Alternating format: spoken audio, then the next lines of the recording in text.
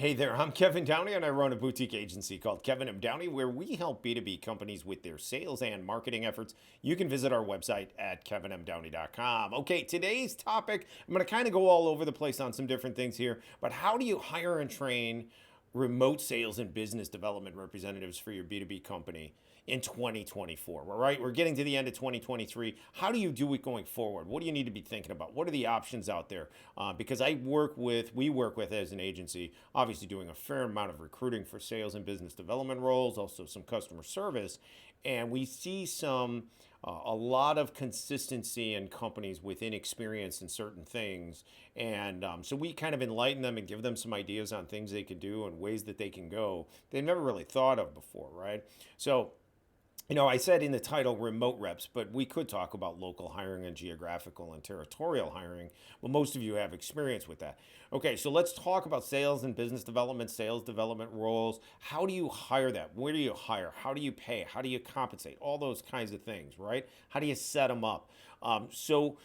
In modern B2B, you've got to do cold outreach to drive inbound leads and appointments for you or your sales team, let's say. All right. If a golden rule that I use is, first of all, if you have account executives, account managers, and they are going to be managing that customer base for for the long haul, right? They're going to be working with those customers, cross-selling, upselling, reselling, filling stock, yada yada, that kind of stuff. Definitely want those reps to be doing their cold outreach if at all possible, and possibly boots on the ground, right? If they're in a local environment. And that is kind of predicated on the idea that they have a very narrow or niche audience to go after. If, though, you have that kind of sales team, account executive, account manager, and you have a really wide audience to go after, and they're building their book of business, sometimes it makes sense then to go BDR separate from them doing their cold outreach, right? And you're going to set them up with calls more like we do in a hunter sales environment. So we get a BDR going, hit that target audience, and drive inbound leads and ultimately scheduled calls for that account executive or account manager. Hire in the United States if you have the budget, obviously, for that BDR role, right?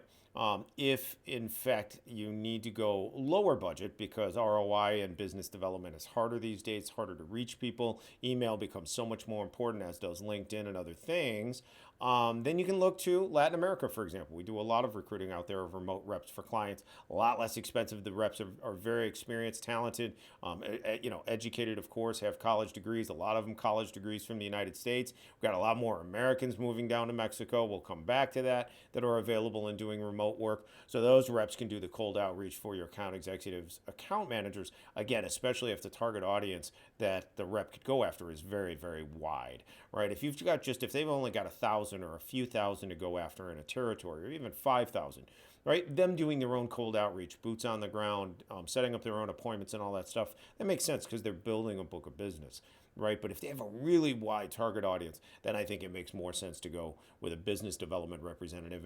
And again, if budget's an issue, go down Latin America or maybe Southeast Asia if that's your preference, right?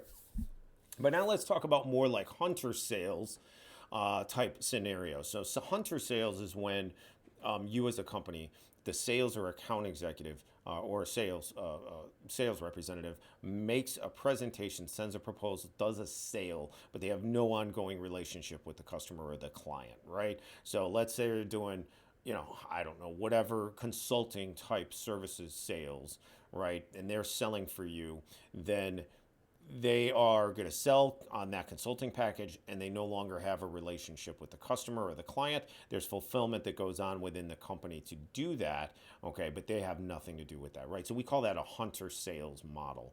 So with hunter sales reps, do we want them doing cold outreach, right? Because we get a lot of this from companies that are inexperienced, looking for commission only sales reps, people that have a book of business, that kind of stuff. Do we want, and the reason why is because they don't have a process built, they're not confident in a way to recruit and train a rep to be successful, so they don't want to take any risk, right? So they want somebody to do it, free of charge kind of thing until they make a sale. That's not realistic in a modern setting. It takes too long to build a pipeline. By the time the rep's going to make a sale, close the deal, you get paid and you pay them. Now we're 4, 5, 6 months down the road. That makes absolutely no sense. There's no sales rep that's going to stick in that kind of environment, right? Unless they're in an industry that's built on that model already. Again, advertising, sales, sometimes real estate, stuff like that. Okay, insurance. So we take hunter sales, right? So a lot of times for my clients or our clients, we see the hunter sales. I want to see one of the principals in the company be the initial sales representative if they don't have one yet, because they're almost always going to be the best sales representative that the company will ever have. So if you're building from scratch, remember that you can, as a principal, you can do the initial sales, right? As long as scheduled calls come to you. Okay, so how do you get there? How do you do that? Well, now you're looking at business development, especially if you have a big, wide audience to go after, which in most hunter sales type situations a business does.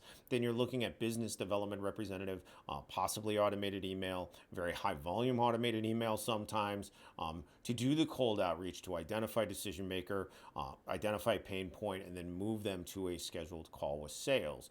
So if you are a principal in an organization that has a hunter sales type situation, then you as one of the principals should be the initial sales representative. Once you get your schedule filled and you can't take any more calls, you guys are big enough that you no longer want to do that or need to do that, now you go and you make your initial sales hire, but the same model has to apply. You want to drive them nothing but scheduled calls and appointments, so you're getting the highest return on investment out of them and the highest compensation for that representative.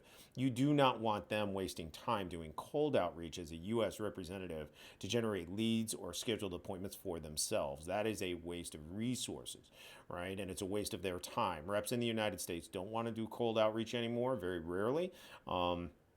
And the reality is they're not getting ROI for you or for themselves at that point. So you want to do the same thing you do on the initial stages with you as a representative. You want them to have nothing but scheduled calls and appointments, okay, for them to sell to, right? Now, can they do their own follow-up on after they do calls and proposals and stuff like that? Absolutely. But we don't want them doing the cold outreach. So now how do you do that cold outreach? Well, remote reps are going to be great because you get so much talent to recruit from, right? So if you're recruiting remotely, you have so much talent out there, so much demand for remote positions, whether in the United States or you're willing to go outside the country for a little lower cost or a lot lower cost in some cases, you're going to be able to find some absolutely spectacular talent that is remote. If you feel like you want to have them in-house for some reason, that's fine. Just know that your talent pool, your pool of talent is going to be a lot smaller because you're obviously targeting only a local area, and so many people do not want to come into the office every day, right? So many people want to work remotely for part or all of the week. So keep that in mind as you go and you build your team and you do your recruiting and hiring.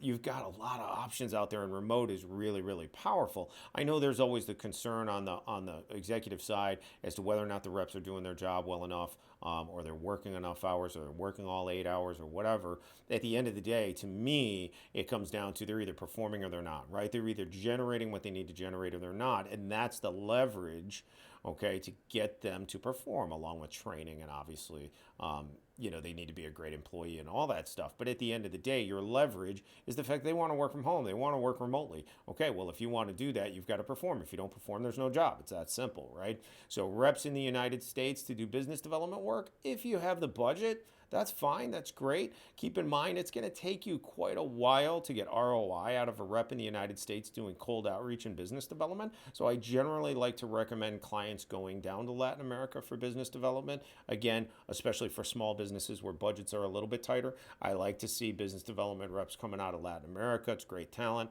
Obviously, they can do the cold outreach. And then, of course, if you have a wide enough audience, I really prefer automated email in very high volume, sending like we do 5,000 or 6,000 a day in cold outreach to qualify decision makers, to drive inbound leads, and then that rep that you get, let's say in Latin America, is an SDR that is taking those inbound leads, replying to them with the information you promised, and then following up with them immediately by phone to try to move them to a scheduled call with sales, right? So that's kind of the overall philosophy and structure that we go by in my agency and how I help clients build their sales teams and their processes and everything like that. And I highly suggest you take that kind of thought process and think about, okay, how do I build my process and my team that is going to be most efficient for my business in turning, not just generating leads, but scheduled calls and appointments and things like that, and turning into customers or clients as quickly as possible in the most efficient way possible with my entire sales team and what I have at my disposal. Okay. If you have any questions, you need any help, reach out to us. www.kevinmdowney.com. Really appreciate you today, and we'll talk to you soon. Thanks.